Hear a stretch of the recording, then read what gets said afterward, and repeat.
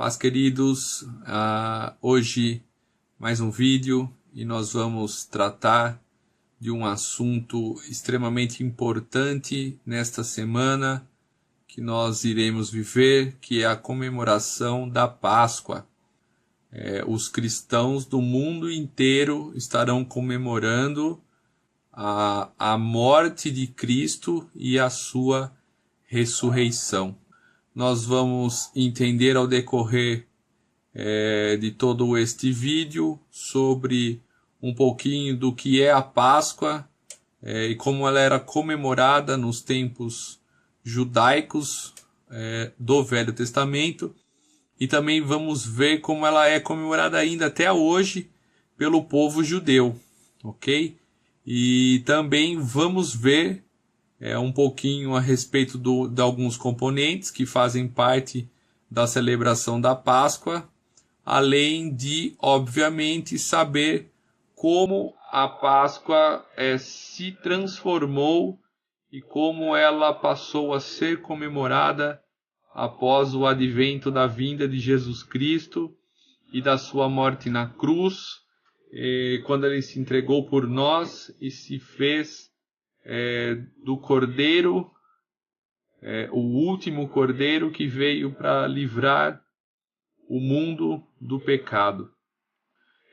Se você gosta de curiosidade bíblica, se você tem interesse em saber um pouquinho mais sobre a Páscoa, a verdadeira Páscoa, que não tem nada a ver com o chocolate delicioso que você gosta de comer e aqueles ovos maravilhosos que vendem no supermercado, acompanhe o nosso vídeo até o final.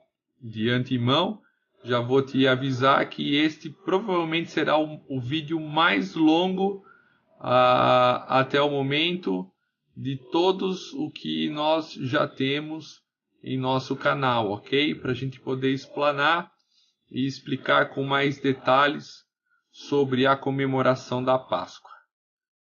É isso aí, galera. Depois da vinheta, e a gente começa a entender mais o que é a Páscoa verdadeira que os cristãos irão comemorar logo mais no próximo final de semana, ok? Roda a vinheta.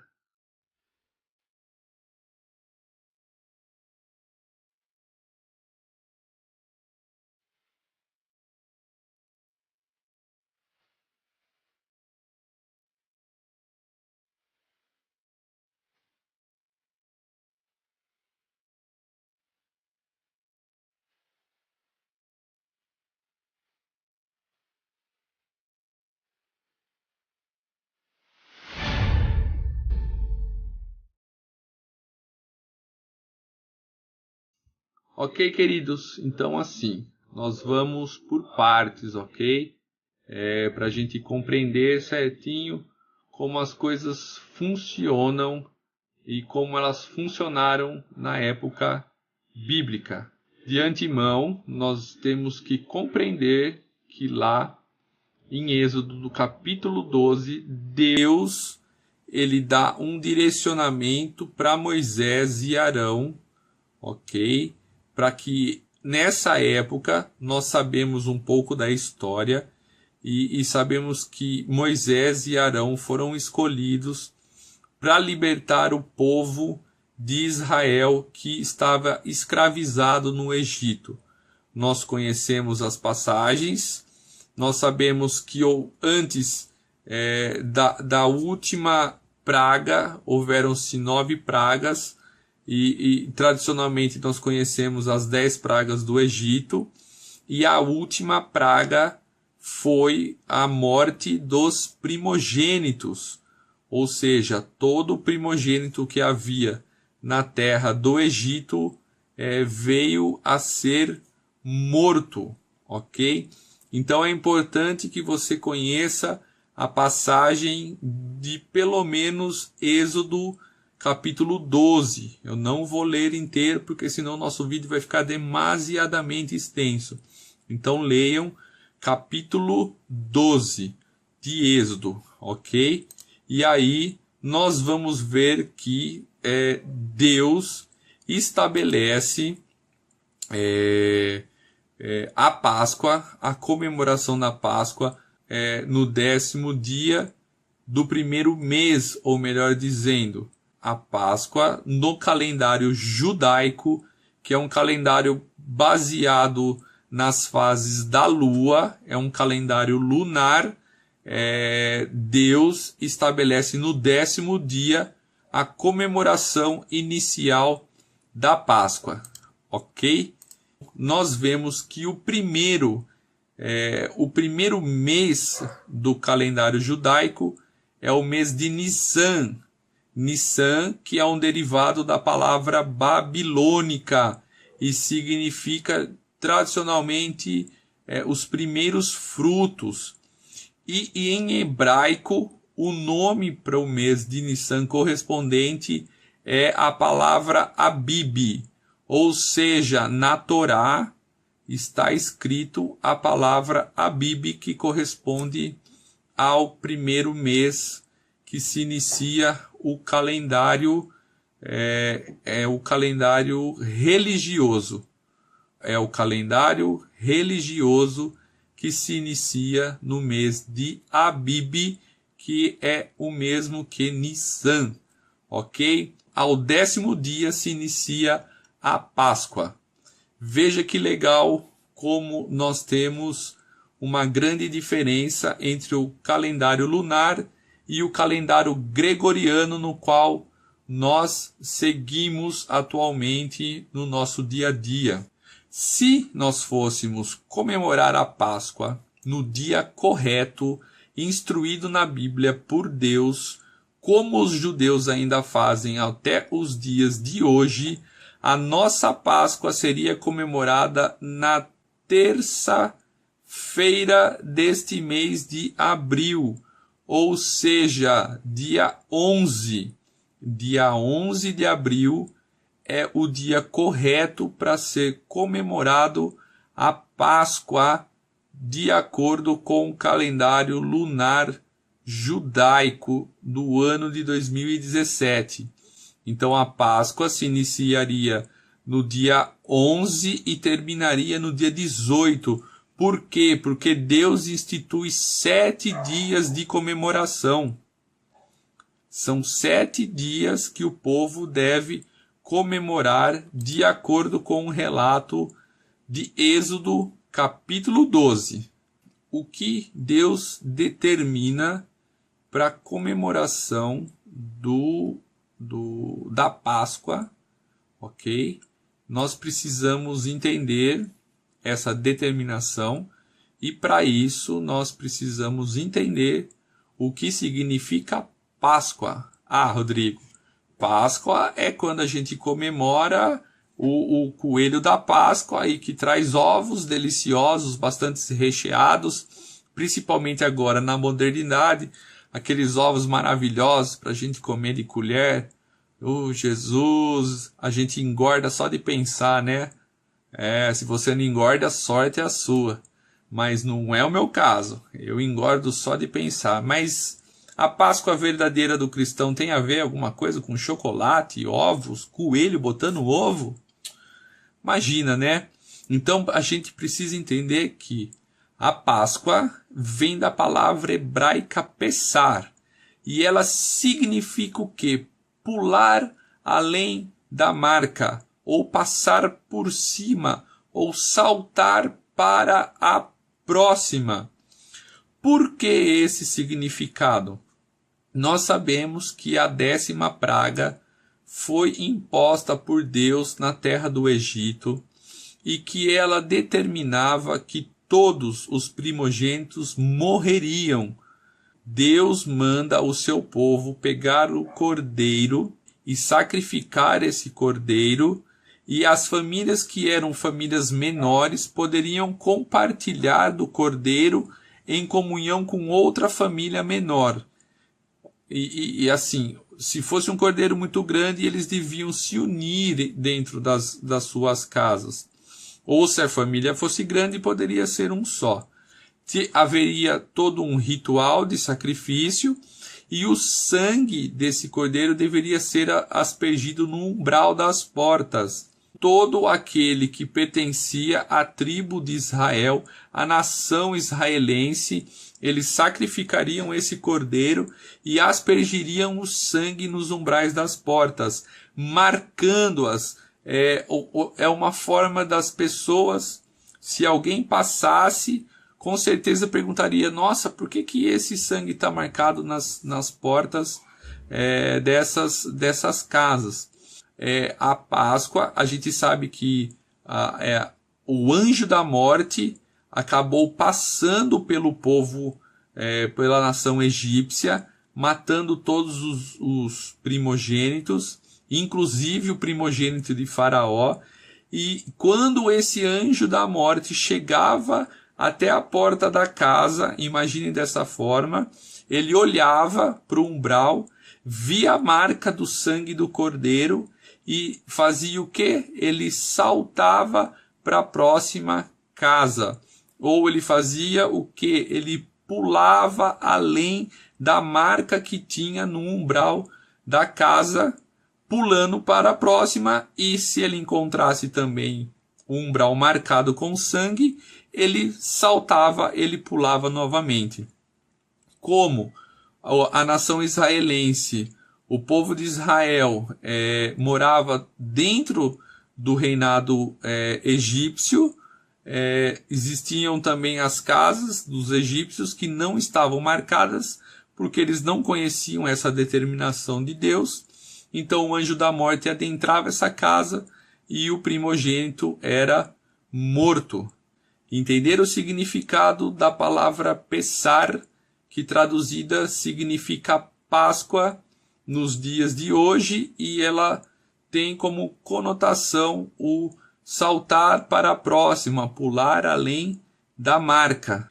Importante você conhecer e você praticar a leitura do capítulo 12 de Êxodo, onde Deus determina e dá as formas corretas para se fazer todo esse ritual, vamos se dizer assim, do sacrifício do animal e de como seria esta comemoração que o povo de Israel deveria fazer. Importante, como eu disse, já conhecer a passagem do capítulo 12 de Êxodo, e nós temos que entender que a comemoração da Páscoa praticamente uma das comemorações mais importantes que existem para o povo judeu, ok? E para a gente, hoje em dia também cristãos, se tornou uma das comemorações mais importantes. Porém, hoje nós temos um outro entendimento do que os judeus tradicionais têm. Então, nós vamos ver que eles comemoram através do Seder, ou seja, da ordem. É uma palavra hebraica, Seder, que traduzida significa ordem. O que esse Seder de Pessar, como é considerado, a ordem da Páscoa ou a ordem do saltar para a próxima, tem todo um ritual a ser seguido. A primeira coisa extremamente importante para o povo judeu, de acordo com a tradição do Velho Testamento, é que todo o fermento tem que ser removido de dentro do lar. Ok? Então, antes do início da Páscoa, todo o hametz, fermento, que é um símbolo, o fermento é um símbolo do pecado. Você pode ler lá praticamente em 1 Coríntios capítulo 5, versículos 6 a 8. Ele deve ser retirado dentro do lar judeu. A casa deve ser limpa de cima a baixo. É feita uma varredura minuciosa, ok? Para que nada de fermento fique dentro de um lar. Os utensílios tradicionais que eles usam para essa limpeza é uma pena, uma colher de madeira e um saco. E através, com esses utensílios se faz a busca dentro de toda a casa, ok? É legal que Paulo ele faz uma referência muito boa, e ele diz assim, ó, pelo que façamos festa, não com o fermento velho, nem com o fermento da maldade e da malícia, mas com os asmos da sinceridade e da verdade. 1 Coríntios 5:8. É extremamente proibido o uso do fermento, e não só o uso, é proibido que o fermento esteja dentro do lar judeu. O segundo ritual é a lavagem das mãos, tão tradicional pelos judeus, né? Então, assim, uma vez que todo o fermento é removido, a família se senta ao redor da mesa e cerimonialmente lava as mãos com uma bacia e uma toalha. É interessante que Jesus também participou dessa tradição, quando ele não só lavou as mãos, mas também acabou lavando os pés dos seus discípulos, dando uma grande lição de humildade. E você pode conferir lá em João, no capítulo 13. Então, o segundo ritual é a lavagem das mãos e a purificação do corpo físico. Depois da lavagem das mãos, nós temos o acendimento das velas. Geralmente, depois que a casa está toda limpa, depois que o físico do ser humano está limpo também através da lavagem, tá? A mulher, é responsabilidade da mulher, ela profere uma bênção e acende as velas da Páscoa.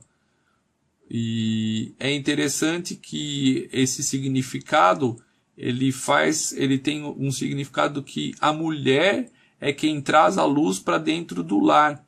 E foi através da mulher que deu-se a luz e a vinda do Messias, né? Embora eles ainda não acreditem na vinda de Jesus Cristo como o Messias que eles tanto aguardam, nós sabemos que esta luz foi a que trouxe o nosso grande Salvador.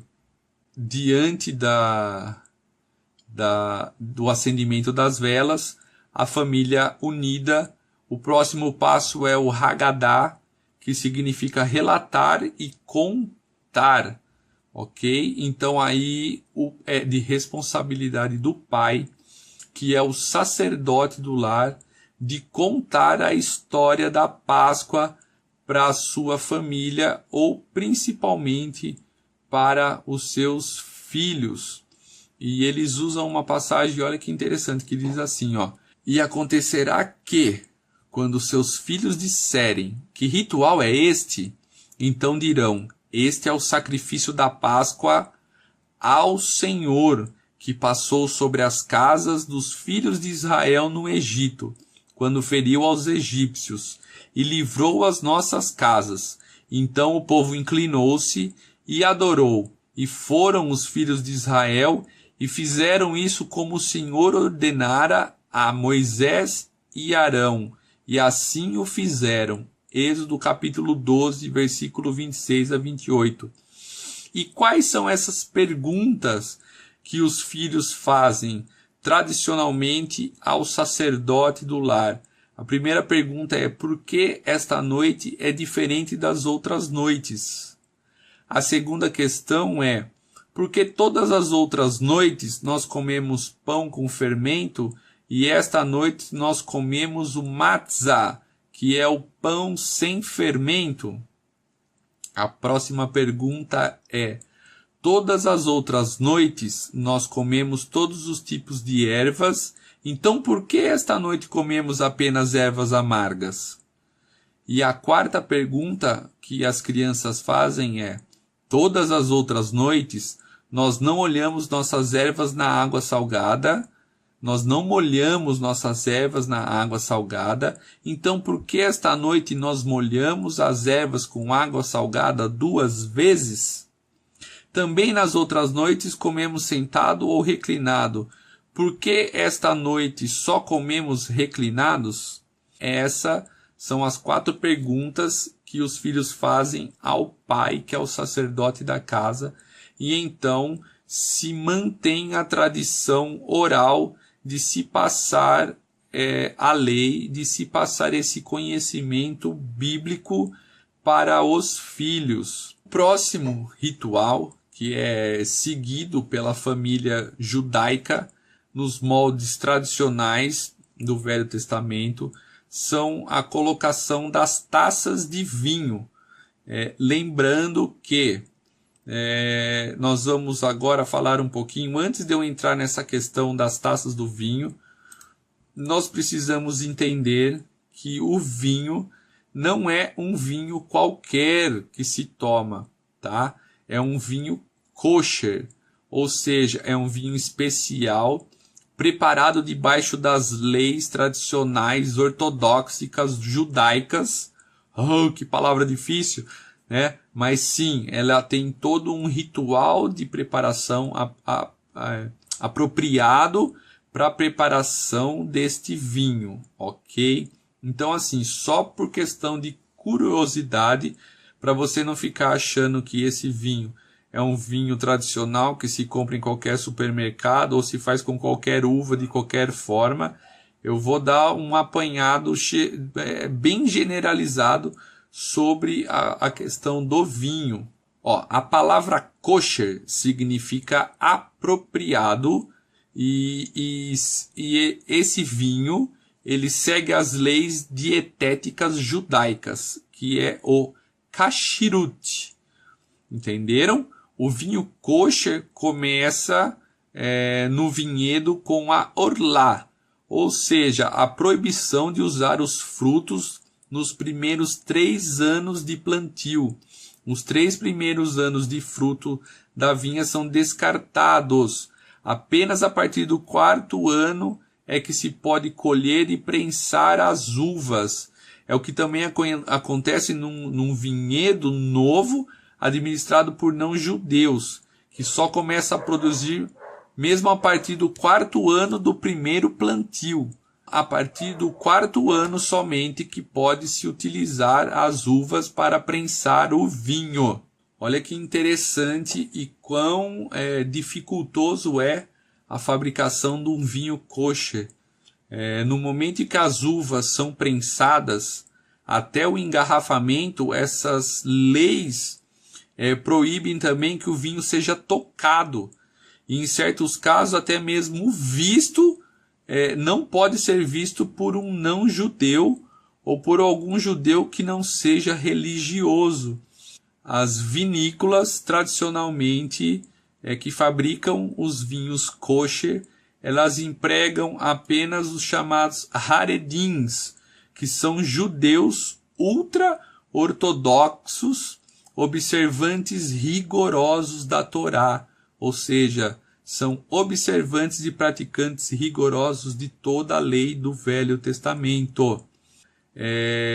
Se houver um não-judeu, caso isso aconteça, dele tocar algum lugar onde exista o vinho, o mesmo se torna impuro e não pode ser mais considerado kosher, ou seja, apropriado. Mesmo na sessão de engarrafamento, depois que são colocadas as rolhas, só se pode tocar na garrafa depois que ela estiver devidamente lacrada, sem nada exposto, ou seja, a forma tradicional de se lacrar uma garrafa de vinho. Aí sim é que pode-se tocar nessa garrafa de vinho. Os componentes também que são utilizados dentro do vinho, além, óbvio, da uva, como levedo, o vinho tradicional de hoje em dia, vai sulfito, ácido tartárico, eles também têm que ser produtos kosher, manipulados e de todas as formas tradicionais que os judeus ortodoxos impõem, ok? Então, assim, é importante ressaltar também que esse vinho, o vinho utilizado na Santa Ceia, existem duas palavras para determinar o vinho, a palavra vinho na Bíblia, principalmente no Antigo Testamento. Ok? Uma é a palavra yain, que significa um vinho fabricado genericamente por diversos tipos de uva, e ele pode ser fermentado, não fermentado, misturado, tá? É uma palavra que determina um vinho bem genérico, ou seja, ele pode ter misturas, ou seja, ele não é um vinho preparado da forma apropriada, de uma forma kosher, como nós já vimos. E a outra palavra para determinar o vinho no Antigo Testamento é a palavra tirosh, e significa vinho novo, ou seja, um vinho que já é direto do suco da uva, que foi pisado, recém-extraído. Essa palavra tirosh ocorre 38 vezes no Antigo Testamento, e ele se refere à bebida fermentada, mas geralmente todas as suas colocações elas estão vinculadas ao vinho não fermentado da videira, ok? Então, assim, a gente tem que entender que muito provavelmente, devido à proibição do fermentado na comemoração da Páscoa, esse vinho ele era um vinho não fermentado, ok? Um vinho tirosh, que era praticamente um suco de uva. Tinha toda uma técnica que os judeus utilizavam para a fabricação do vinho. Você pode pesquisar um pouco melhor, você vai ver que eles armazenavam dentro das cisternas, dentro imerso em água, onde havia uma temperatura ideal nessa água, que mantinha ele mais frio, e assim ele era conservado mais tempo não fermentado, do que se você deixasse ele no dia a dia exposto. Com o calor ele fermentava mais rápido e se tornava uma bebida alcoólica. Então tudo isso que a gente viu, esse contexto geral sobre o vinho, é para voltar lá nos passos do ritual da ceia, ou melhor, da Páscoa judaica, onde se tem a colocação das taças de vinho. A primeira taça de vinho, como nós já vimos, o Seder, a ordem começa com uma bênção recitada na primeira das 4 taças. São colocadas 4 taças e se coloca a primeira e se recita uma bênção que mais ou menos, tá? Não sou bom do hebraico na pronúncia, mas eu vou tentar soletrar para vocês entenderem mais ou menos como que é e o que ela significa. Beleza? É desse jeito mais ou menos. Ela diz assim, Baruch atah Adonai, Eloheinu melech haolam, boré peri hagafen. E significa: bendito és tu, Senhor, nosso Deus, Rei do Universo, que criaste o fruto da vide. Ok? Essa é a primeira taça que é colocada à mesa. A segunda taça de vinho é para nos lembrar das 10 pragas e do sofrimento dos egípcios quando endureceram o coração para Deus. Também assim, o ritual diz que eles derramam uma gota de vinho, que é como se fosse um símbolo da alegria, enquanto se recitam as 10 pragas. Eles relembram as 10 pragas que foram impostas ao povo egípcio na colocação dessa segunda taça de vinho. Ou seja, lembrando que a alegria deles, é interessante que eles colocam uma situação importante, que eles não têm alegria em ver o sofrimento de outro povo. Ou seja, a nação israelense não tem alegria em ver a nação egípcia sendo destruída. E junto com essa segunda taça de vinho, se tem a colocação do pão, tá? É tipo um pão, ele é bem redondo, é praticamente feito só com o trigo. Obviamente não vai fermento, então ele não cresce, tá? E junto nessa tradição do pão, é muito curiosa porque existe um saco com 3 compartimentos e 3 pães, que é conhecido como matzahs. O matzah do meio é retirado, partido, e metade é posta em volta, ou seja, enrolado em um saco.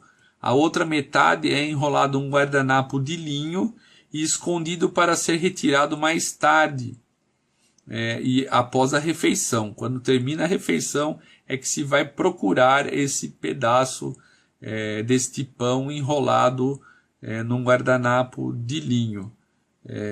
E é legal que esses pães eles representam os patriarcas Abraão, Isaque e Jacó. E o do meio, a matzah do meio, ela é quebrada, tá? E ela representa Isaque, assim como uma figura do Messias, uma figura de Jesus que também foi oferecido em sacrifício, tá? Então, assim, a do meio, como eu já disse, ela é quebrada em 2 partes, ok? Relembrando essa situação tanto de Isaque como de Jesus Cristo. Também nós temos o prato do Seder, ou o prato do Seder, que é o prato da ordem, tá? E tem toda uma forma específica de colocação, e dentro desse prato nós temos algumas ervas, ok? E a primeira dela é o carpaz, que é a verdura verde, que tradicionalmente pode ser a salsa, que nós conhecemos do dia de hoje, que é um símbolo de vida.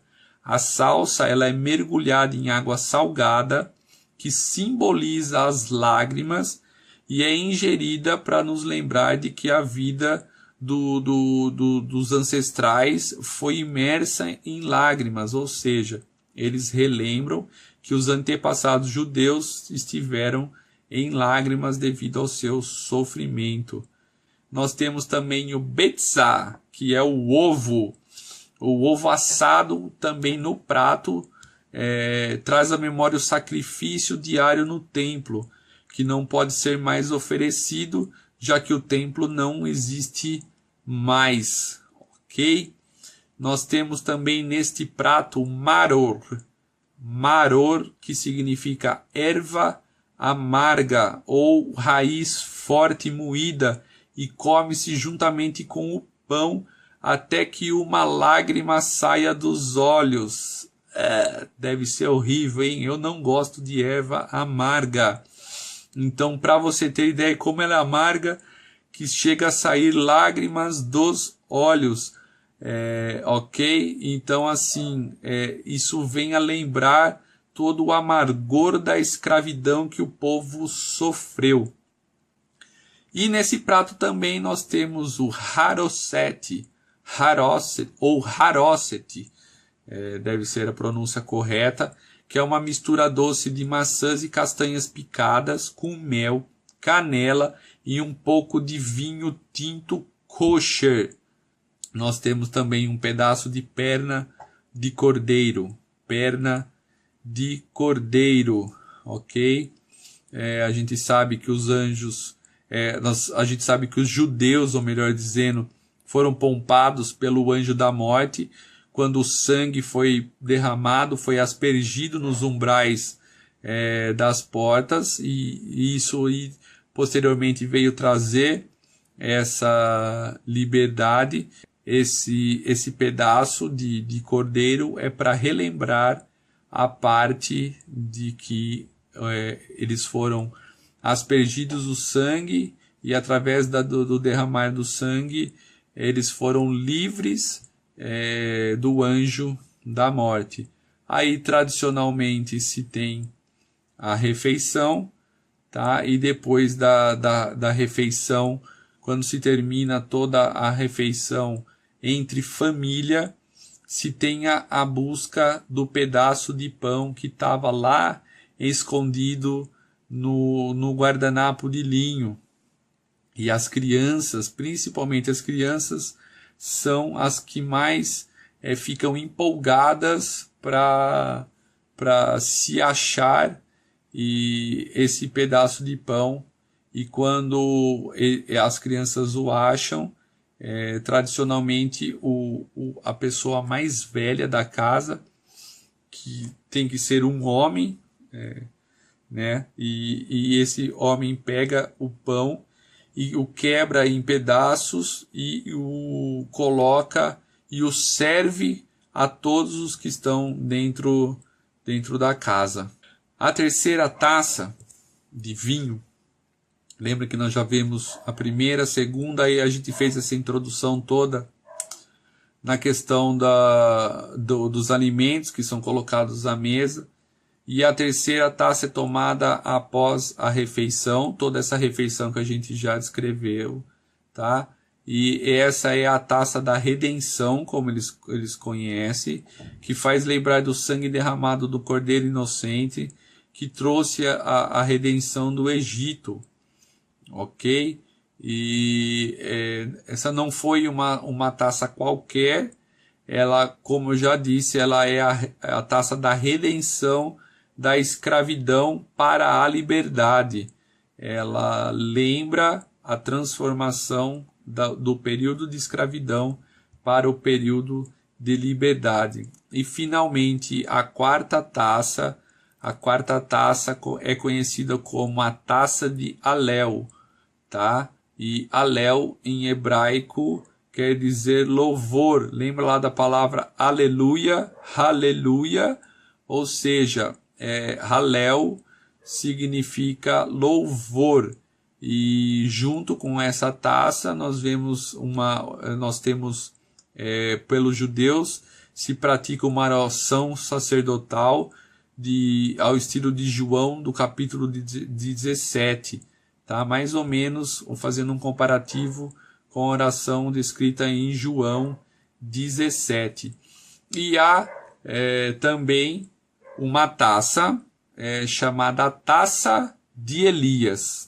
Olha que interessante, existe um lugar que permanece vazio para o profeta Elias. E o profeta Elias é o convidado de honra em uma casa na celebração da Páscoa. Os judeus eles esperam que Elias chegue na Páscoa judaica e anuncie a vinda do Messias. Então esse lugar é reservado para ele, enche-se uma taça com vinho e os corações deles ficam na expectativa de que Elias venha e anuncie as boas novas. No final de todo o ritual da Páscoa, geralmente a criança é enviada à porta para abri-la e ver se Elias está lá. E, obviamente, todos os anos a criança retorna desapontada e o vinho é derramado fora sem ser tocado por ninguém, ok? Então eles esperam a vinda do Messias e eles acreditam que o Senhor Elias, o profeta, é quem vai bater na porta e anunciar essa chegada, no qual nós já sabemos que ele já aconteceu. Espero que você tenha entendido esse apanhado geral de como funciona a ceia pascual, ou seja, a comemoração da Páscoa das maneiras tradicionais dos judeus tradicionais, principalmente os ortodoxos, ok? Então esse é um ritual do qual se pratica no Velho Testamento, do qual não se acredita na vinda do Messias, de Jesus Cristo como o nosso único Salvador. Eles não acreditam em Jesus Cristo, então por isso eles comemoram a ceia de toda esta forma que nós explicamos. Porém, contudo e todavia, nós, graças a Deus, vivemos na época da dispensação da graça. Nós vivemos uma época em que Jesus Cristo veio em forma de homem, se entregou e foi crucificado em uma cruz como último sacrifício. Lembrem que tanto na comemoração da Páscoa era oferecido o cordeiro como sacrifício, assim como também para a remissão dos pecados, que era se oferecido o sacrifício de animais. Então Jesus vem, ele vem para trazer a libertação e para morrer como um cordeiro, o último cordeiro a ser morto. Lembre que a Páscoa também é tem significado de libertação, de momento de transformação, de viver uma nova vida, um novo começo. E assim também é com Jesus. Jesus vem, se entrega, morre por nós, o Cordeiro que tira o pecado do mundo, e é também um momento de libertação, um momento de renovação, um momento de viver nova vida, de viver novos caminhos. Basta você aceitá-lo, basta você acreditar que ele morreu por você e que quando ele se entregou na cruz, o sangue que foi derramado foi para apagar e remir os teus pecados. Hoje nós vivemos uma Páscoa diferente. Quando Jesus foi para ser morto, era a época de Páscoa. Nós sabemos que Jesus adentrou a Jerusalém na época das comemorações da Páscoa. Por quê? É mera coincidência? Não, não é mera coincidência. Na Páscoa tinha que existir o quê? Tinha que existir o sacrifício do Cordeiro. Então Jesus entra justamente na época da Páscoa. Para quê? Para ele ser sacrificado. Porque ele seria o último Cordeiro a ser sacrificado para que o homem tivesse os seus pecados perdoados. Entenderam? Não existe coincidência. Ele vem trazer a libertação. E então, junto com os seus discípulos, ele se reúne em uma casa separada e ali naquele momento ele comemora a Páscoa. De que forma ele serve apenas o pão e o vinho. E a partir daquele momento nós sabemos que hoje nós comemoramos a nossa Páscoa, relembrando que Jesus morreu por nós na cruz do Calvário, que ele ressuscitou ao terceiro dia, nos trazendo libertação, nos trazendo salvação, nos trazendo remissão dos pecados. E naquele momento, junto com os discípulos, ele diz apenas que nós devemos comer do seu corpo e beber do teu sangue. Diz o versículo na Bíblia assim, que aquele que não come do meu corpo e não bebe do meu sangue não tem parte comigo. Ou seja, todo aquele ritual que a gente viu do Velho Testamento não tem mais valor para nós que somos cristãos messiânicos e não judeus ortodoxos. Ok? Nós acreditamos na vinda do Messias. Então nós não precisamos comer ervas amargas porque nós não vivemos numa escravidão como o povo viveu. Embora nós possamos fazer uma analogia com a escravidão que a gente vive antes de aceitar Jesus, isso não significa que se deve ser praticado. O único mandamento que Jesus deixa é: coma do meu corpo e beba do meu sangue, fazendo uma analogia à sua entrega na cruz, à sua a entrega naquele momento em que ele nos entrega a salvação e a remissão dos pecados, ok? Portanto, você que não participa da Santa Ceia, um alerta: a única coisa que te proíbe de praticar a ceia, conforme principalmente Paulo descreve, é o pecado. Não deixe mais de comemorar a ceia, que relembra a morte de Cristo e a sua ressurreição por nós. Se você não quer participar, se conserte, peça perdão pelos teus pecados e participe, porque a palavra é clara: aquele que não come do meu corpo e não bebe do meu sangue não tem parte comigo. Ou seja, Páscoa nos dias de hoje, não segue os moldes tradicionais do Velho Testamento, porque nós acreditamos na vinda do Messias, de que Jesus Cristo é o nosso Salvador, o nosso profeta, o nosso Rei, e que ele morreu por nós. Ele foi o último cordeiro a morrer pelos nossos pecados. A Bíblia fala que quando ele morreu na cruz do Calvário, o véu do templo se rasgou. O véu do templo se rasgou. E a partir daquele momento, todo aquele ritual que existia por ano, dos sacerdotes entrarem no Santo dos Santos, da fita vermelha se transformar em branca quando o bode expiatório era lançado ao deserto e aceito como oferta de expiação dos pecados, naquele momento que Jesus morre, o véu se rasga e tudo isso se cessa. A gente pode conferir até passagens escritas por Flávio Joséfo, que é um historiador, um general do exército romano secular, e ele cita justamente essas questões do templo, que a fita nunca mais se tornou branca. Por quê? Porque não tem mais necessidade de se oferecer sangue de animais para a remissão dos pecados, porque Jesus já fez isso por nós. Espero que você tenha compreendido e entendido o significado da Páscoa. Um momento de que a gente vai relembrar a morte de Cristo, a sua entrega na cruz do Calvário. E essa entrega foi para nos remir dos pecados, para nos livrar, para nos purificar e para nos trazer a salvação. Ele morreu por nós. Então não há mais necessidade de nós nos sacrificarmos para nós pedirmos perdão do pecado. Não há mais necessidade de nós sacrificarmos animais, não há necessidade de nós comermos ervas amargas ou o pão sem fermento.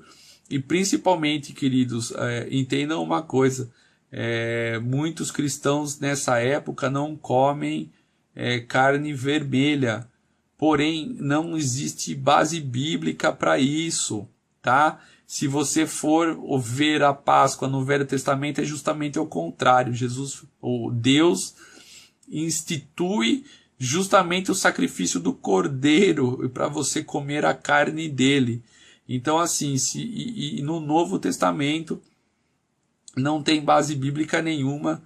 Então você pode ficar tranquilo, você pode comer a sua carne vermelha, você pode comer a sua carne branca, você pode comer o seu peixe, que você não está pecando, ok? A única coisa que Jesus pede é para que você relembre que ele morreu por ti na cruz e que você tome parte do corpo dele e do sangue dele e viva assim.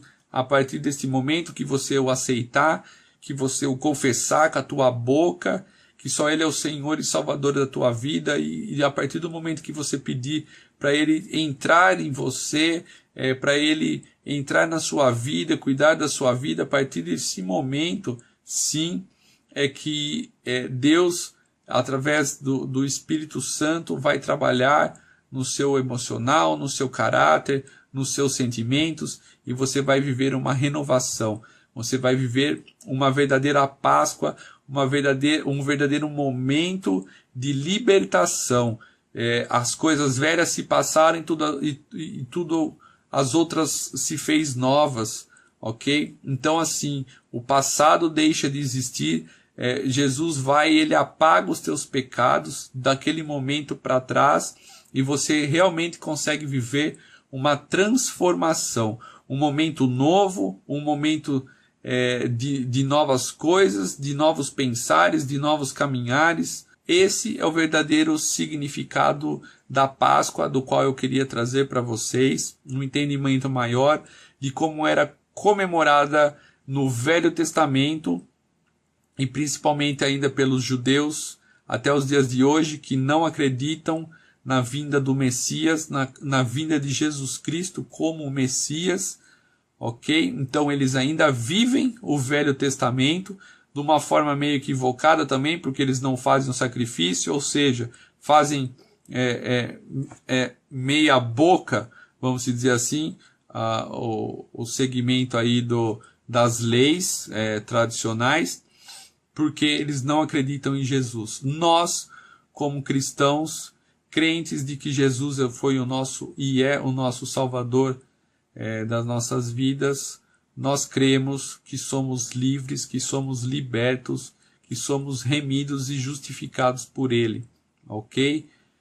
Então, assim, que Deus te abençoe, que Ele possa te trazer um conforto, e principalmente para você que viveu aí preso às tradições, às religiões do passado, achando que você vai pecar na sexta-feira santa, no domingo e toda essa coisa aí, queridos, fique em paz, porque pecado se comete a qualquer momento, na mente ou em qualquer outra situação.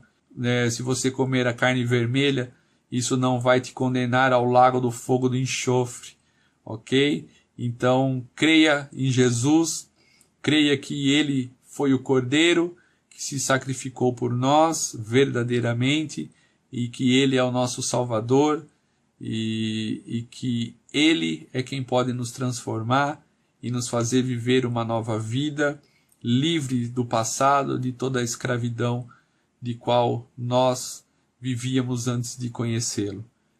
Que Deus abençoe. Se você gostou, deixe seu like e compartilha essa semana aí com os teus amigos, com aqueles que você conhece, para que eles possam ter um pouquinho mais de entendimento sobre o verdadeiro significado da Páscoa. E esquece esse negócio aí de chocolate, esquece esse negócio de coelho da Páscoa, e se você for esperto, você vai lá e compra um quilo de chocolate lá por R$30, ao invés de comprar aquele ovinho de 80 reais que vem 150 gramas só.